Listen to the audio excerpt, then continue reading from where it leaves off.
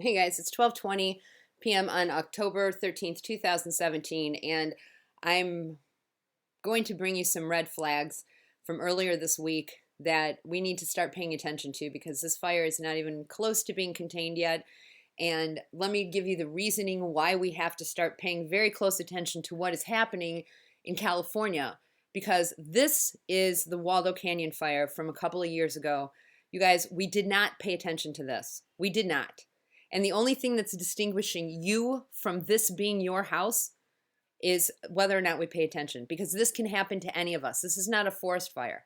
This was not a forest fire because look at, guys, the forest around here did not catch on fire. The homes caught on fire. This was Waldo Canyon.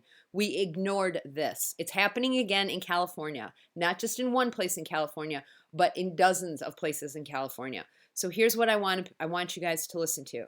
You can listen to some of the news reports from earlier this week, and I want you to hear the red flags that should be flying in your face now. As this fire continues to burn, and the eeriest part about this is there is not a firefighter in sight. We have not heard a siren. We have not seen a fire truck, nothing. And that is exactly like what we've been talking about all morning. These firefighters are trying to save people's lives. And so now that they know that everyone has been evacuated from the Hilton Sonoma wine country, they know there's nothing they can do. It is just going to burn until they're able to get additional resources. And unfortunately for a lot of the businesses in this area, it means they could burn to the ground. Okay, I want you to listen to this one more time.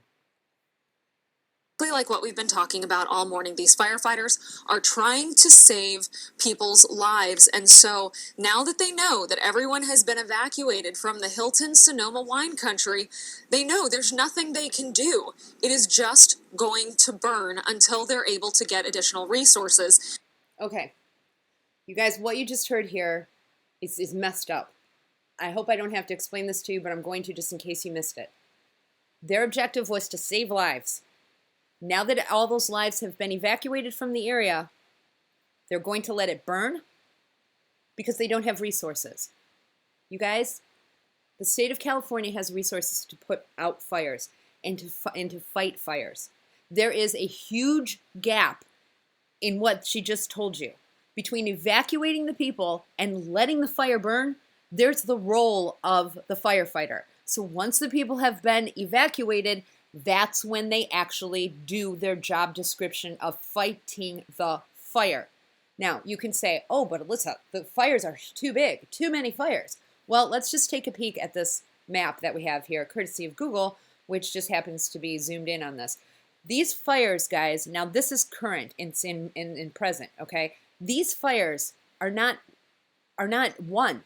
There are many, many little fires in all sorts of different places. If we zoom in here, we're going to see that we have a fire here, we have a fire here, we have a fire here, we have a fire here. You mean to tell me that these guys can't contain any of this? That these guys haven't been able to go out there because they don't have any resources to try to contain any of this? This is what it looks like now that it's been burning. What is it, though? Let's just consider this again. Look how many fires we have. 1, 2, 3, 4, 5. They say as many as 60 separate fires. And they're just going to let it burn. If it was one fire, I might understand where they would just have one fire. But these started in hundreds of different places. How is this possible? So where's the reasoning? Where is the actual reasoning behind letting it burn? We have a lot of problems here. Let's continue to listen to what else they have to say because this just gets worse.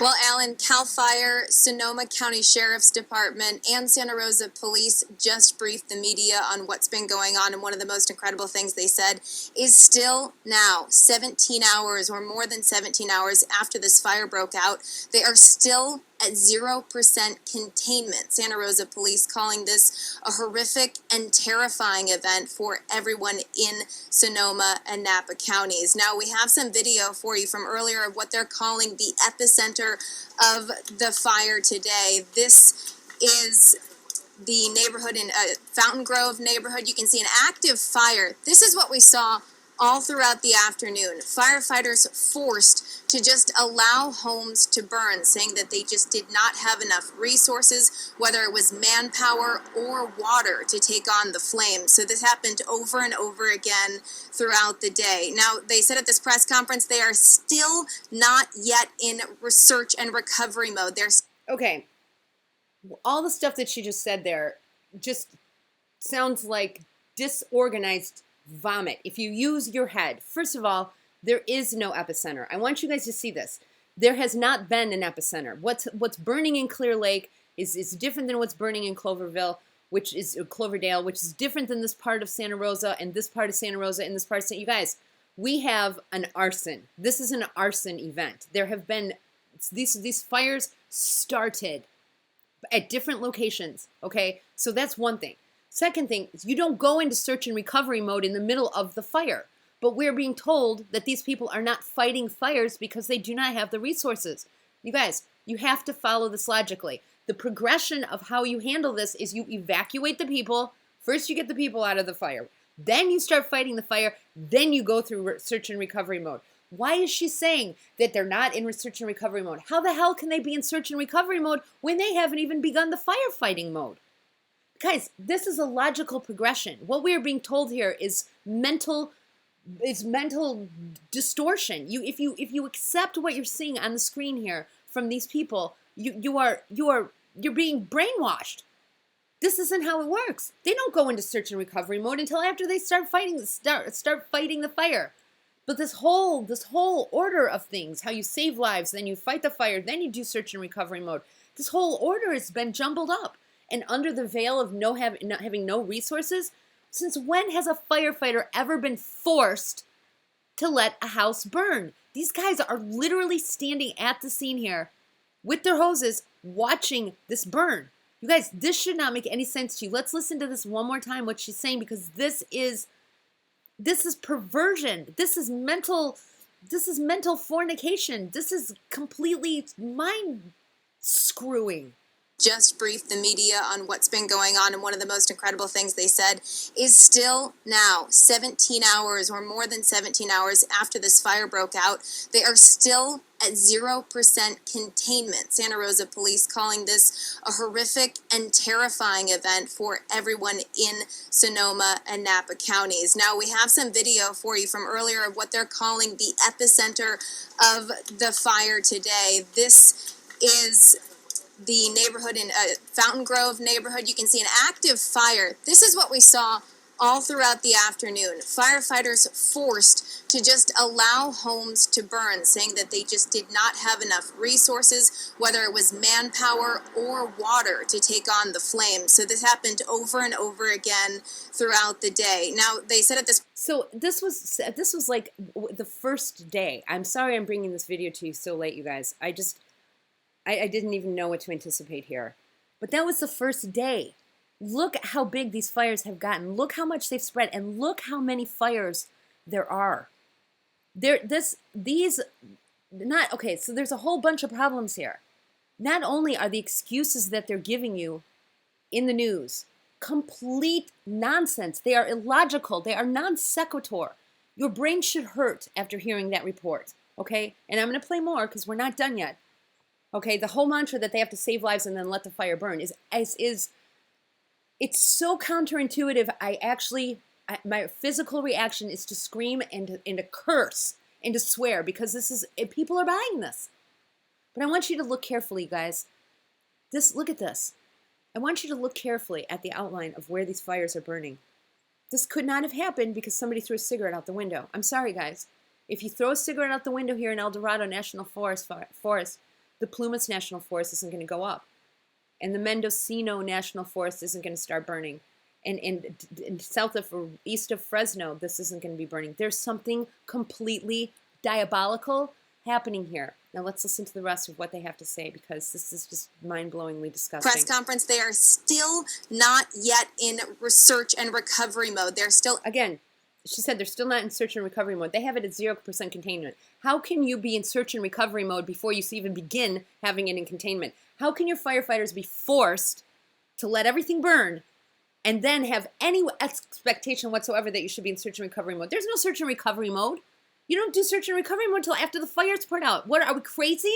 Actively evacuating people from that Fountain Grove neighborhood. They said that they still want to go back in and dig through the rubble to see if there are any survivors, but they don't have the resources to do that just yet. That's also why they're telling people, if you can please avoid it, don't go home at this point. They don't want you out on the roads. They've also enacted a curfew that starts at 6:45 or sunset and goes through sunrise. They don't want people out on the roads. They want you to stay in evacuation centers or with family. They're asking for more cots at these evacuation centers, saying that a lot of them are at capacity. One of the people who spoke at this press conference just moments ago was Mayor Chris Corsi of Santa Rosa, saying he's just as frustrated as you are. Doubt it. I'm as frustrated as all of you at the scarcity of information that we have at this point.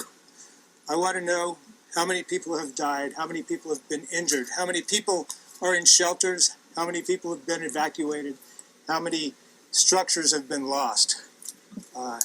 It's frustrating.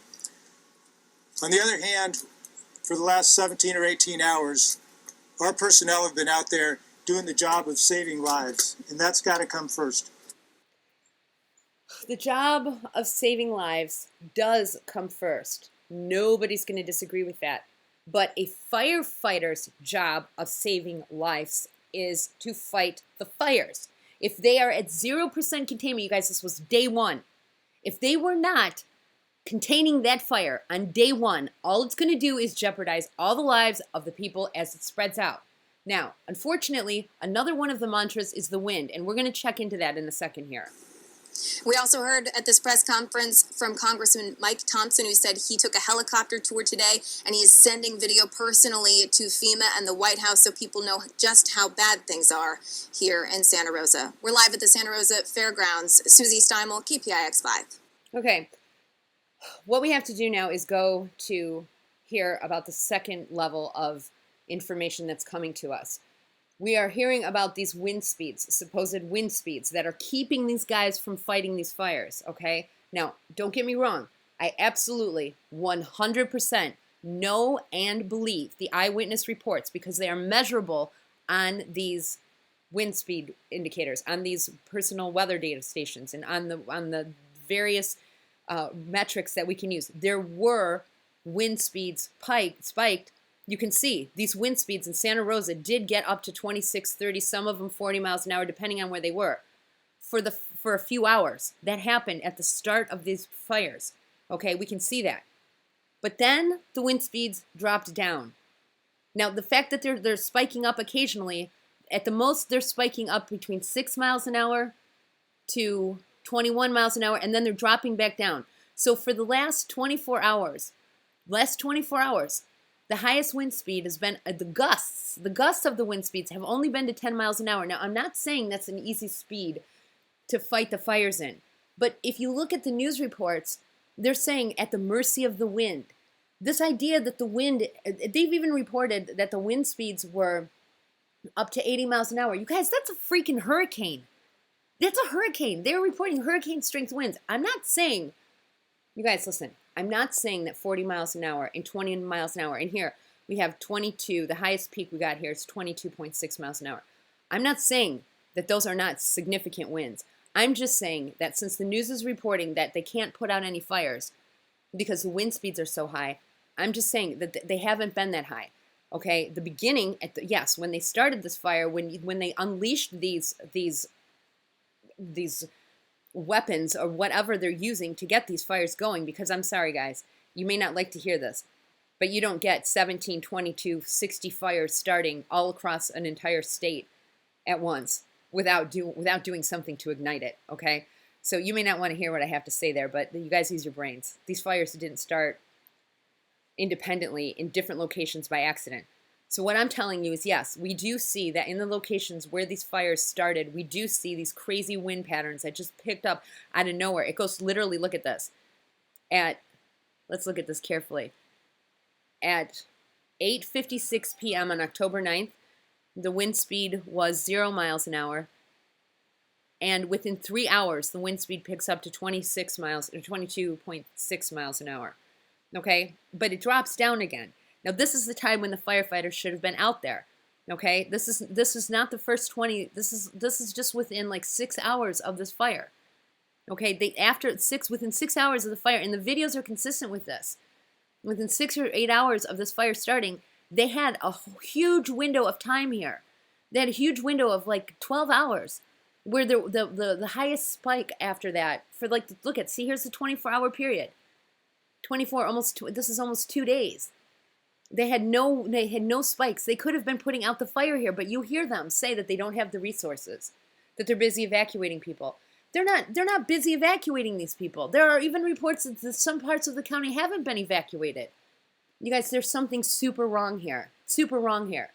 And again, I'm telling you that the eyewitnesses' accounts of the winds picking up are very measurable. We can very much see that this happened. 85 miles an hour is just a complete fraud.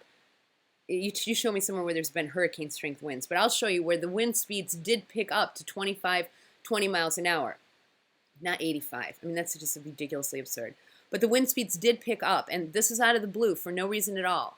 But this is when the fire started, and all over these regions. I'm going to go through and I'm going to do a detailed analysis on this, but I just want to show you that for the most part, with the exception of like this, let's see, 5:52 p.m. to, so for a 3-hour period of, not even a 2-hour window of time here, the wind speeds did pick up on the morning or the evening of the 11th for 2 or 3 hours. But short of that, we've had wind speeds under 10 miles an hour. So short of a 2-hour or 3-hour window period of time here where the speeds just did really get over 10 miles an hour, we've been under 10 miles an hour for the last 3-4 days. So this idea that these guys can't get out there and fight the fires because of the wind is just bogus. You know, the wind did not carry these storms everywhere. The winds did not carry these storms everywhere. Now let's just zoom in here and take a peek, because I can't drive this point home hard enough, you guys. You really need to see what is happening here. You have individual fires all over the entire state. What's happening here in Grass Valley is different than what's happening here at Lake Wildwood, which is different than what's happening at Loma. Now maybe these two fires have spread to join one another. But you guys, this is not normal. This is not normal, and we missed it here. We missed it with this, let me just remind you here with this one picture of this Waldo Canyon. We missed this, okay? But there's nothing to say that this isn't going to happen to you. We can't ignore this. Now that it's happened again in California, we have to pay attention to this. These questions need to be answered, and we need to be looking at this with a critical eye. None of the stories we've gotten so far are good. They're not. I don't mean just good news. They're not even logical. They are non sequitur. Okay, we're being fed a bunch of bullshit. Oh gosh, I didn't mean to swear, you guys. I'm sorry, but it's true. We're being fed a bunch of baloney here, and what happens with Harvey Weinstein? Who cares, you guys? The casting couch has been around for as long as there have been casts to make casts. You know, they had them in Shakespeare's day.